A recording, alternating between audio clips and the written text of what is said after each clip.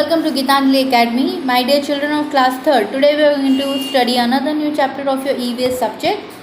Chapter number 3, Physically Challenged and Elderly. So alright children, so turn to the page number 17 of your EVS textbook, and here we go with this particular lesson. Be with me on this video. चलिए, सो title से समझ में आ रहा है कि physically challenged यानी कि ऐसे कुछ लोग जो आपने अपने आसपास भी देखे होंगे, जिन्हें शायद चलने में दिक्कत है, बोलने में दिक्कत है, देखने में दिक्कत है, ऐसे लोगों को हम फिज़िकली चैलेंज्ड कहते हैं। एल्डरली मतलब हमसे बड़े लोग। Sense organ is the first topic. There are 5 parts of our body that help us to understand the world along with our brain. We see with our eyes, we hear with our ears, we taste with our tongue, we smell with our nose, we feel with our skin. Eyes, ears, tongue, nose and skin are our sense organs. They help us to connect to the world. Now what is sense organ? Sense organ मतलब जिन चीज़ों को हम sense कर सकते हैं, जैसे गर्म, ठंडा, देखना, सुनना, सूंघना। तो ये किन पार्ट से हम करते हैं? बॉडी के कुछ ऐसे पार्ट्स हैं जिसको हम सेंस ऑर्गन्स कहते हैं, और वर्ल्ड में हम उन चीज़ों को सुन पाते हैं, देख पाते हैं, महसूस कर पाते हैं, और इन पार्ट्स के साथ साथ ब्रेन भी इनमें शामिल है। देखते हैं आगे यहाँ पर और क्या क्या चीज़ें बोली जा रही हैं। सो आँखें जो होती है वो देखने के लिए हमारी मदद करती है, कान जो होते हैं वो सुनने में हेल्प करते हैं, टंग जो होती है वो किसी चीज़ का स्वाद हमें लेने में हेल्प करती है, हमें समझ में आता है कि कौन सी चीज़ किस तरीके के स्वाद की या किसी भी चीज़ का क्या स्वाद है, ये हमें हमारी टंग से पता चलता है। किसी चीज़ को अगर सूंघना है तो हमें नाक हेल्प करती है, यानी मदद करती है। चमड़ी जो होती है वो हमें फील कराने में किसी भी तरीके की चीज़ को, हार्ड है, बहुत सॉफ्ट है, कैसी है, गीली है, सूखी है, तो स्किन हमें इसको हेल्प करती है इस चीज़ को महसूस करने में। So eyes, ears, tongue, nose and skin our sense organ, और ये हमें वर्ल्ड से कनेक्ट करता है। यानी वर्ल्ड को हम बहुत सारी तरीके से महसूस कर सकते हैं, देख सकते हैं, सुन सकते हैं कि हमारे आसपास क्या है, क्या नहीं है। राइट, चलो आगे बढ़ते हैं।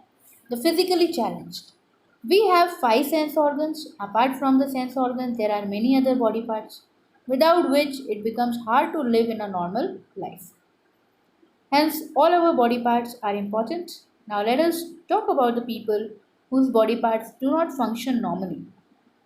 Some people may not be able to see well, some cannot see at all, some people cannot hear, some cannot speak. Many people have physical problems with their limbs, that is, they cannot walk or use their hands. Such people are called physically challenged. अब यहाँ बात हो रही है कि जो 5 sense organs होते हैं, apart from the sense organs यानी उसके अलावा हमारी बॉडी के और भी बहुत सारे अंग होते हैं जिसके बगैर हमारी एक नॉर्मल लाइफ नॉर्मल तरीके से हम नहीं जी पाते हैं, और ये हमारे लिए बहुत आवश्यक है कि ये पार्ट्स हों। इसीलिए सारे बॉडी के सारे पार्ट्स बहुत इम्पॉर्टेंट होते हैं। चलिए आगे पढ़ते हैं। कुछ लोग होते हैं जिनके ऐसे बॉडी पार्ट्स फंक्शन नहीं करते हैं नॉर्मली, और कई सारी चीज़ों का वो सामना करते हैं, बहुत दिक्कत होती है। जैसे कुछ लोग देख नहीं पाते हैं, कुछ सुन नहीं पाते हैं, कुछ बोल नहीं पाते। कुछ लोगों के हाथ पैर यानी लिम्स में भी काफ़ी प्रॉब्लम होती है, जिस वजह से वो चल नहीं पाते हैं, भाग नहीं पाते हैं। हाथ में भी प्रॉब्लम है, लिम्स प्रॉपर नहीं है। ऐसे लोगों को हम फिजिकली चैलेंज्ड बोलते हैं। People who can not see are called visually impaired. जो लोग देख नहीं पाते हैं ठीक से या देख ही नहीं पाते, उन्हें हम कहते हैं विजुअली इम्पेयर्ड। क्या बोलते हैं? Visually impaired. People who can not here, जो सुन नहीं पाते हैं, उनको हम हियरिंग इम्पेयर्ड बोलते हैं। They use a sign language to say something. वो इशारों की भाषा इस्तेमाल करते हैं अपनी किसी बात को कहने के लिए। People who can not speak are called speech impaired. जो लोग बोल नहीं सकते हैं उन्हें हम स्पीच इम्पेयर्ड कहते हैं। They also use a sign language to say something to others. ये लोग भी इशारों की भाषा का इस्तेमाल करते हैं अपनी बात को दूसरे दूसरे इंसान तक पहुंचाने का। आइए पढ़ते हैं ब्रेल क्या होता है। Braille is a form of writing which was invented so that visually impaired people could read by touching paper. Braille is made up of 1 to 6 raised dots which are like alphabets that you can feel rather than see. When a visually impaired person runs his or her fingers over the dots, he or she can read. Today, many books have been written in Braille. Many magazines are also available for visually impaired people. Even airplanes offer Braille magazines for visually impaired travelers. अब Braille क्या है? Braille एक लिपि होती है, एक ऐसी लिपि जो विजुअली इम्पेयर्ड लोगों को हेल्प करती है पढ़ने में। इसमें 1 से लेके 6 तक के डॉट्स को रेज करा उभरा हुआ रहता है। इससे ये अल्फ़ाबेट्स बनाते हैं। इनको छूकर ये इसे रीड कर पाते हैं। इन डॉट्स को जो उभरे हुए रहते हैं, ऊपर की तरफ उठे हुए रहते हैं, जब फिंगर से टच करते हैं तो इनको समझ में आता है कि कौन सा लेटर है और ये उस तरीके से उसको पढ़ने की कोशिश करते हैं। ब्रेल लिपि में कई सारी बुक्स और मैगजीन्स भी लिखी गई हैं और बनाई गई हैं जो विजुअली इम्पेयर्ड पीपल के लिए अवेलेबल हैं। इवन जब ये लोग एरोप्लेन में ट्रैवल करते हैं तो वहाँ भी विजुअली इम्पेयर्ड ट्रैवलर्स को ये प्रोवाइड की जाती है इस तरीके की लिपि। Growth stages of humans. A newborn child is an infant. When an infant begins to walk, he or she is like a toddler, or it is called toddler. A toddler grows into a child. Boys and girls are children. They grow into teenager. Teenagers become young men and women. Young men and women grow older to become middle-aged adults. Then they become senior citizen. These are the growth stages of human beings. अब humans की growth stages होती हैं। Stages यानी कि अलग अलग अवस्था होती है। जैसे पहले वो एक न्यूबॉर्न बेबी होता है जिसको हम इन्फेंट कहते हैं। जब ये वॉक करने लग जाता है तो हम उसको टॉडलर कहते हैं। अब जब ये टॉडलर थोड़ा बड़ा हो जाता है तो हम इसे चाइल्ड कहते हैं। फिर ये बॉय या गर्ल कहलाता है एंड देन यही लोग टीनेजर बन जाते हैं यानी युवा हो जाते हैं। ऐसे ही आगे ये लोग मिडिल एज हो जाते हैं जिसे हम एडल्ट्स कहते हैं और यही लोग सीनियर सिटीजन्स भी बन जाते हैं। The elderly people. Many old people start losing the power of their sense organ as they grow older. They may lose their hearing power. They need to wear hearing aids. They may not be able to see well and need to wear spectacles यानी कि चश्मे. They may lose their teeth and so they cannot speak clearly. अब जो old people होते हैं उन्हें हम elderly people कहते हैं। जैसे जैसे इंसान बूढ़ा हो रहा होता है तो उसकी जो सेंस ऑर्गन्स होते हैं वो धीरे धीरे फेडअप होने लगते हैं यानी कि फेंट होने लगते हैं। जैसे उनको सुनना बंद हो जाता है, देखना बंद हो जाता है। तो वो लोग जिनको सुनना बंद हो जाता है वो हियरिंग एड यूज़ करते हैं। जिनको कम दिखना शुरू होता है वैसे वो लोग चश्मे यूज़ करते हैं। जिनके दांत नहीं होते हैं, दांत में भी प्रॉब्लम होने लगती है, दांत गिरने लग जाते हैं तो उनको वो जो भी बोलते हैं तो ठीक से बोल नहीं पाते हैं। Old people can be slower than the young because their muscles become weak. और ओल्ड पीपल काफ़ी कमज़ोर होते हैं क्योंकि उनकी मसल्स वीक हो जाती हैं। They may take a longer time to complete task. वो किसी भी काम को थोड़ा ज़्यादा समय लेते हैं करने में क्योंकि वो वीक होते हैं। They may speak loudly and sometime they may not understand what others are saying. वो कभी कभी बहुत ज़ोर की बोलते हैं, कभी कभी उनको यही समझ नहीं आता कि कोई और उन्हें क्या कह रहा है।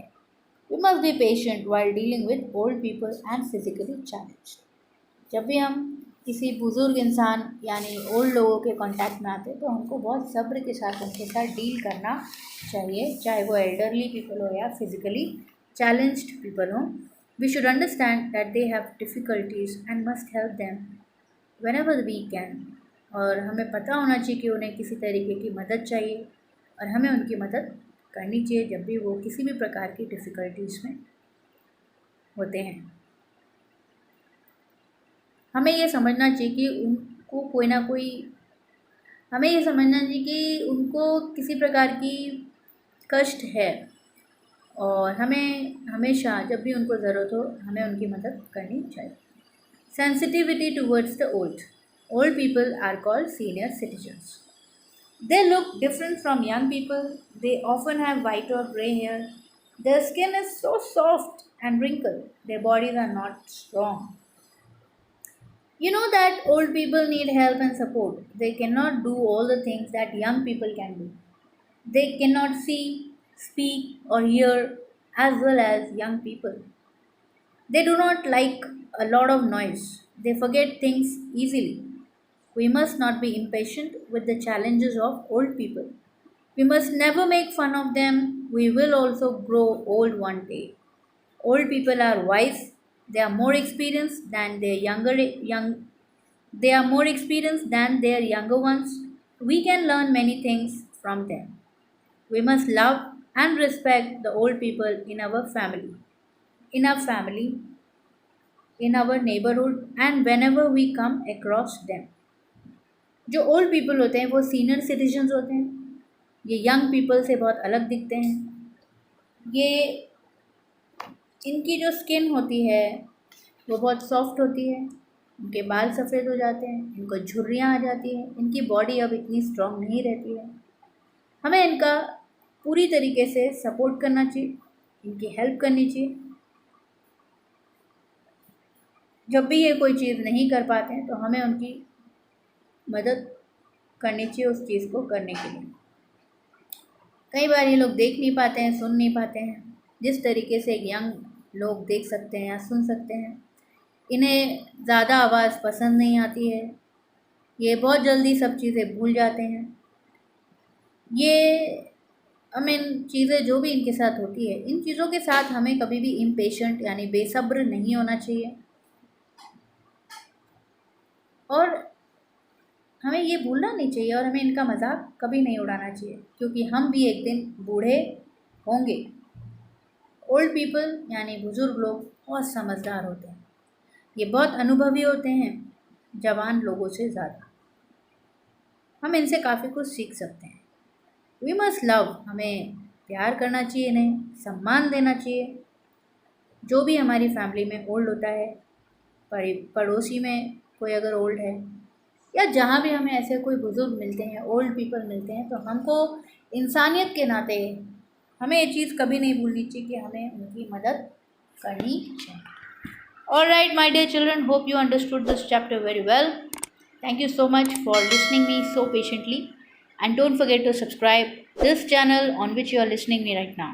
Thank you so much and take care and keep smiling and be happy.